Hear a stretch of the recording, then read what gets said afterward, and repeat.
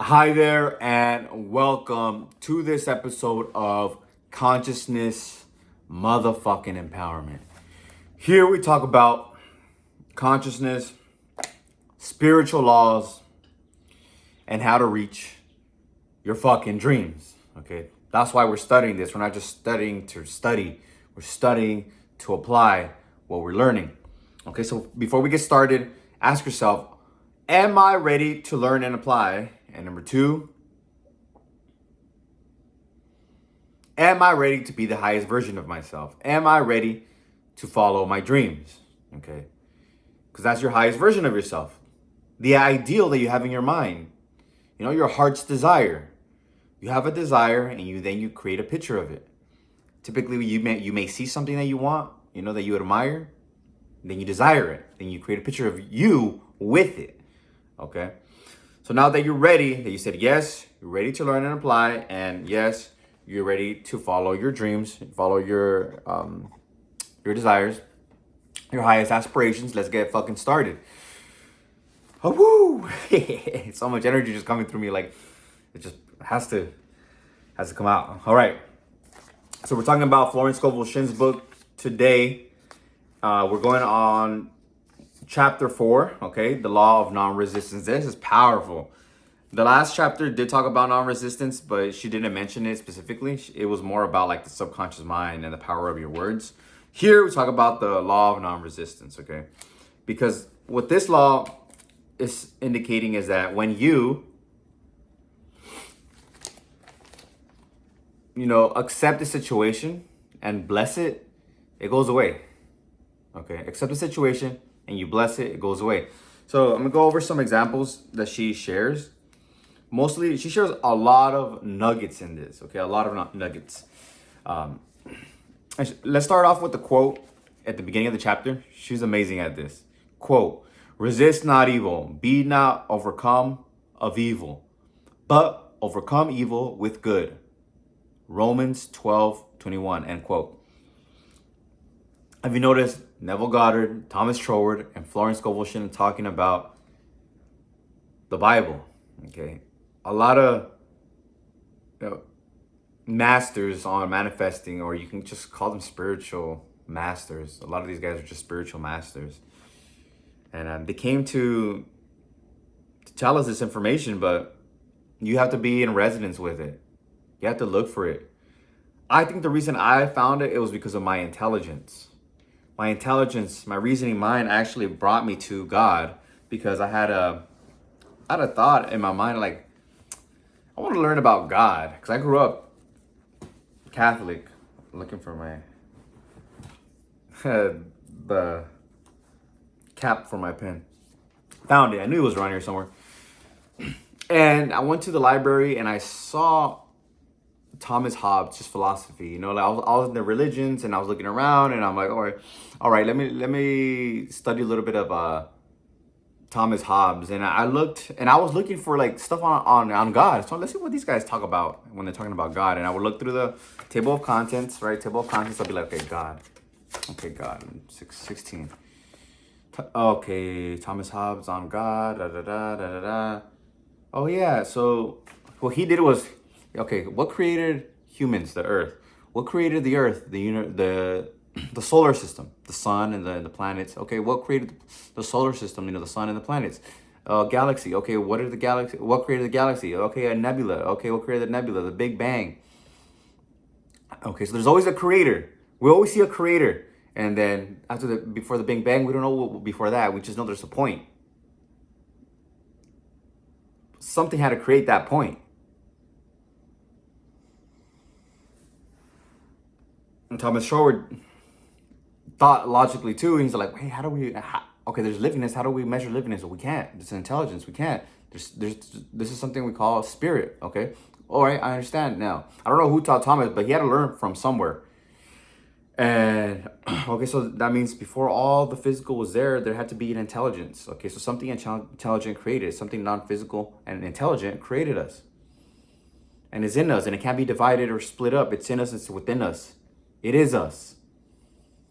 And then, okay, now how do we use it to create? How do we use it to create? And then just understanding how things are created. He just put like one paragraph of creation. And he says, yeah, we'll create the phone, create the airplane all through our minds. That is suffice to show that we create things. But how? How you want to learn, but that's what we're learning here. Okay, so now let's get moving on to the next quote. And this is a quote on quote to keep you standing at the gate of your mind. Okay, standing guard at the gate of your mind. Okay, I just like to put I put standing at the gate. It just flew better. It just flowed better, not flew. Yeah, the words do fly though. All right, quote: if you do not run your subconscious mind yourself, someone else will run it for you. Okay, end quote. What I wrote here is, this quote is to keep you standing at the gate, or telling you to take proper action to control your mind. Take the proper action. Script. Maybe you like to script. Like, oh yeah, I like to write little stories. Maybe you wrote a lot of stories when you're small. So now you're not writing nonfiction. You're writing real. Okay? Because as you do this over and over again, you're impressing your subconscious mind, you're scripting, it's going to manifest. So when you see it, you're like, of course. This, like my tat, I put it on my vision board. I would talk about it. I would look through the internet for images. This one was just the one that stood out to me. This line was the one that stood out. It's like, its face was like so majestic, and it was like, it made me feel like, okay, so that's why I chose it. But that's preparing, okay? That's preparing. So if you want to get healthy, prepare for the things that you're gonna do when you're healthy, because you're gonna get better. If you don't have any money, to buy your own place, your own car, things like that, just start looking for apartments and cars. Start visiting the lots or the places, or things like that. Just prepare the way. Maybe you want more clothing. You don't like your clothing, throw out the old clothes. Okay, throw out the old clothes. You can get new clothes. Okay, that's the law, the vacuum law. I forget the exact word for it. But it goes by, the nature abhors the vacuum. Nature abhors just like empty space. It has to fill it up with something. So you fill it up. Okay. You fill it up with the thing that you want. Well, intentionally, you know what you want. So you fill it up and you look for the things. So these are ways you're impacting your subconscious mind by preparing by your actions and by your word and by your thoughts. You could visualize, you could feel the feelings. You could ask yourself, how do I feel now that I have this partner? How do I feel now that I have this money? How do I feel now that I have this car? How do I feel now that I have it? And just feel it. All right. That's a good quote for your subconscious mind. But let's get started on the statement of a non-resistance, okay? Because resistance is hell. When you resist something that you don't want, that you're hell, because that you're in a state of torment. That's what she says. Quote, resistance is hell, for it places man or woman in a state of torment. Okay, in a state of torment. However, quote, the man who is centered and established in right thinking, the man who sends out only goodwill to his fellow man, and who is without fear, cannot be touched or influenced by negative thoughts of others. In fact, he could then receive only good thoughts, as he himself sends forth only good thoughts. You're only sending out good thoughts. You can only receive good results, okay? And what I like to do is gratitude and blessing others. Gratitude and blessing others, and saying this quote that she shares in this chapter.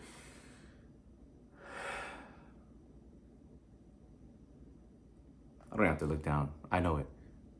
Every man and a woman is a golden link to the chain of my good. Every man and every woman is a golden link to the chain of my good. And in her book, she says every man is a golden link. I add a woman. Okay. I guess back in the early 1900s and late 1800s, when you say man, you're just talking about the human, a human person. A woman, man or woman, or, gender non-binary, whatever. It's person.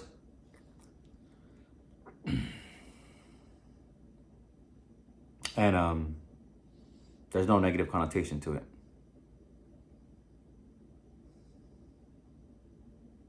And here's also one for non-resistance, okay? And this is a story of a woman. Let's start with the story.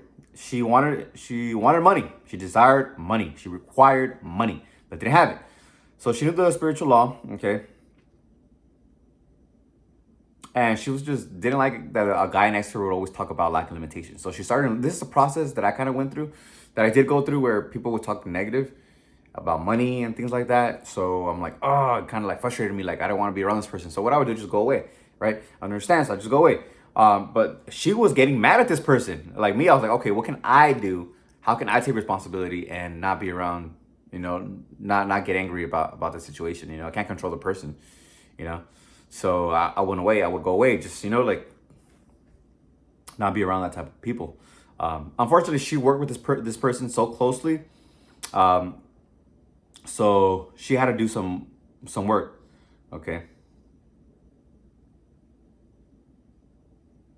So this woman created an affirmation. Okay. And she affirmed this. Okay. For non-resistance, knowing that there is only one power, God. Everything comes from God. First cause. Okay. First cause. Your relative first cause, because you can use that same consciousness and that mind power to create. Okay. You and God are one. But I digress on that explanation. We've gone over that in the Thomas Troward's studies. But just a short snip. Subconscious mind and the universal mind are one. Okay. Subconscious mind and the universal, because the universal mind is subconscious also, is subjective, are one. They're one. It's one. Same power that's creating. It's the same power.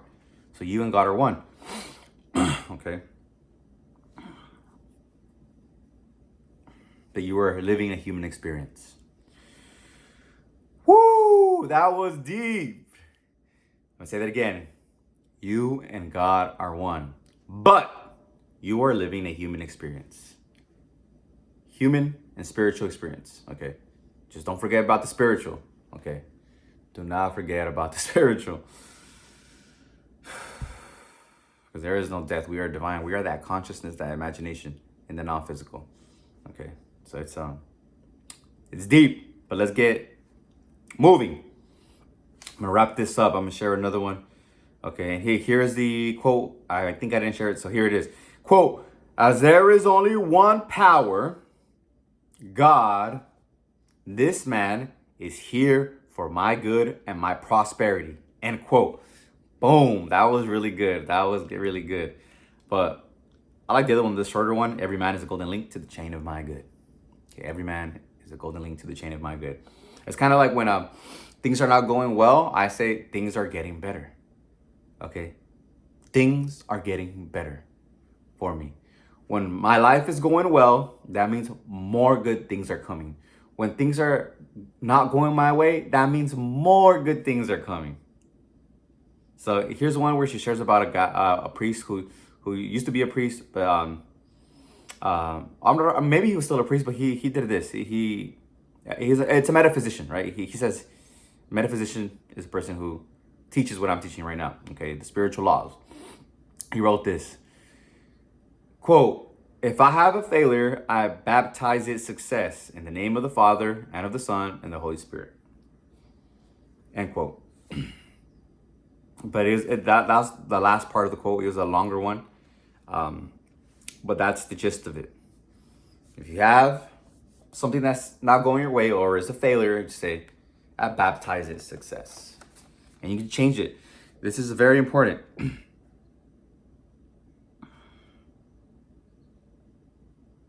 Okay, very, very important.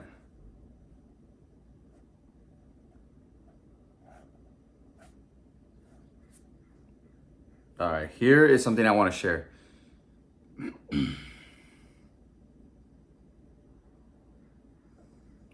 All right, it's kind of big, so I'm gonna quote this because it's telling me to quote the entire thing. Quote, this law is true of nations as well as individuals. Okay, the law of non-resistance. And how arrows can be turned into blessings, okay? Bless a nation, send love and goodwill to every inhabitant, and it is robbed of its power to harm. Man can only get the right idea of non-resistance through spiritual under fucking. Oh, I included fucking standing. Okay, let me say that again. Man can only get the right idea of non-resistance through spiritual understanding. End quote. Okay, I'm the one who added fucking, but it's important. That's what I want to make a fucking statement. My students have often said, "I don't want to be a doormat." I reply, when you use non-resistance with wisdom, no one will ever be able to walk over you. For example, so she's talking about an idea of a story when she was trying to get a phone call, but she was all fucking nervous about it. She was so nervous about it that her phone got disconnected. The phone literally disconnected. She turned it on and it was disconnected. So she had to go talk to the phone company. She told her friend to go to the phone company and like get it started again. Then there was a problem, and she got the call right when the connection was reconnected. She got the call, and she made this statement: "Quote: I cannot lose any call that belongs to me by divine right. I am under grace and not under the law." Okay. So we'll go over that one of being under grace in another chapter. But when she says under grace, I mean she's in the divine. I am in the divine mind, in the divine plan. Therefore, the divine is manifest. That's what she's saying when she says just grace, not under law. Under law is karmic law, because the law is the law of cause and effect. Okay, you're sending out negativity, it's coming back to you. So that's the way you could get it out. You could say, I am under grace and not under law, or under karmic law. Okay, so she did that for herself. So I want to share another important thing about these situations, because these are old ways of talking about things that she shares, but we have to understand the gist of the spiritual laws. What we say will manifest. Okay, so it's important to say things that we feel in harmony with, that really resonate with us. So here's this.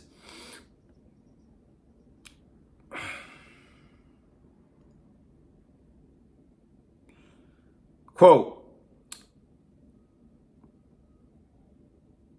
the inharmonious situation comes from some inharmony within man himself. When there is in him no emotional response to an inharmonious situation, it fades away forever from his path. Okay, that's not being resistant to to the situation.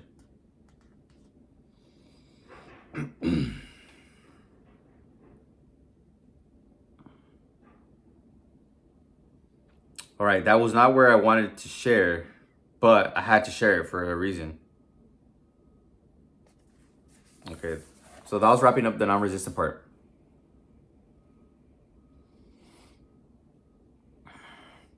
Quote, and here's how she says to change them. One should never use an affirmation unless it is absolutely satisfying and convincing to his own consciousness. And often an affirmation is changed to suit different people. All right. So that's how you begin creating your own life. And I want to go back to what I said earlier about how inharmonious situations come from in harmony with yourself. You have to bless it. You have to bless the situation. Okay, bless the situation so it doesn't bother you. Okay. Then you have no response to it, like saying it is what it is, or I bless it. Success. I know Hugh Hefner used to say, very good. Something will happen. Very good. Very good. Whatever it is, very good. Oh, I hit my foot. Somebody would tell me, I hit my foot. Very good. Something like that. But he's saying it in a good way. In a good way.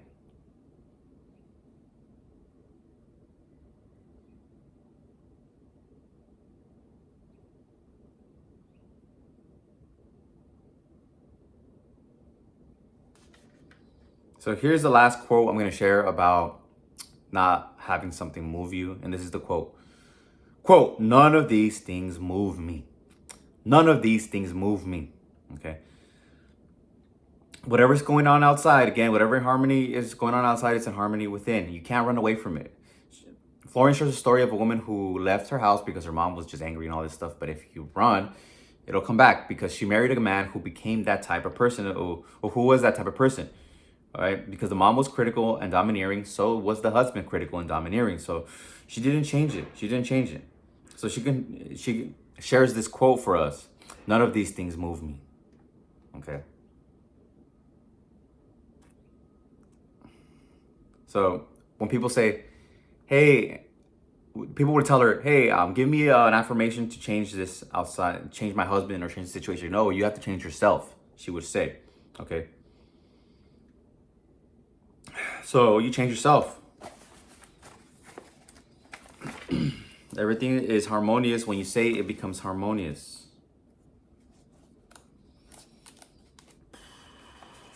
These affirmations will help change your circumstance. She shares one for money, but we'll go on. The next chapter is more about money. So tomorrow we'll go over that and we'll talk about that.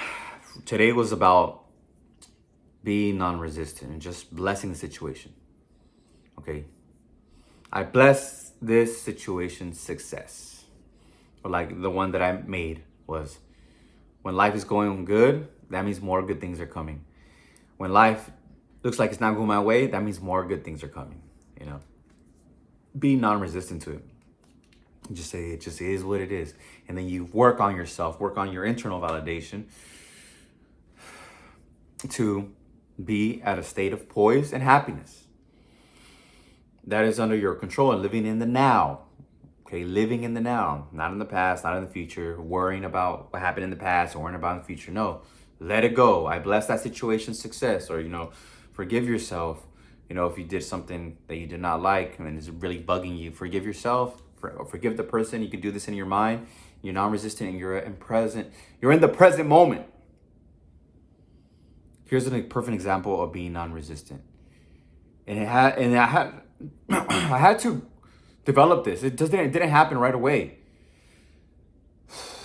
Being non-resistant to these circumstances. Like I had to walk because I went on a walk because I was feeling low vibe. Movement gets you on a positive vibe. So I started moving. Boom. As soon as I started walking, I started getting a good vibe. But I wanted to walk. I had time. So I just walked around and I ran into a lot of guys, right? A lot of men, maybe 3 men.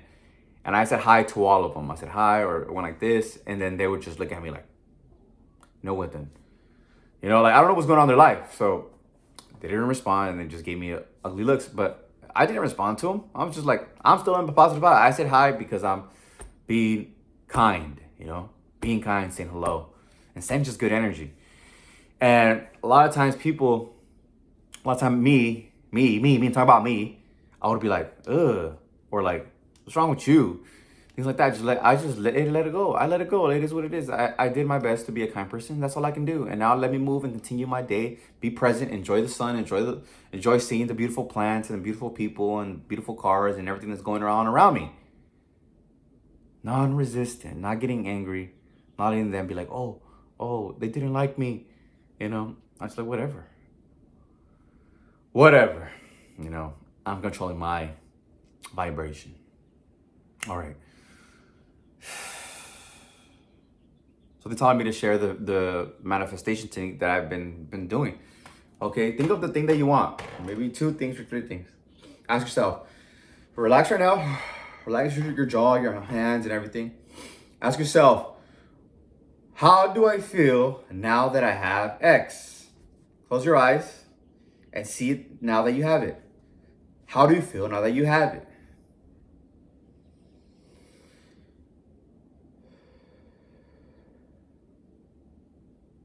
Now see the next thing. How do you feel now that you have it? See it. How do you feel now that you have it? Now you can probably start seeing other things now, other things that you want. How do you feel now that you have it? And say it, write it down. If you have a notebook, write it down. You should have a notebook during these videos.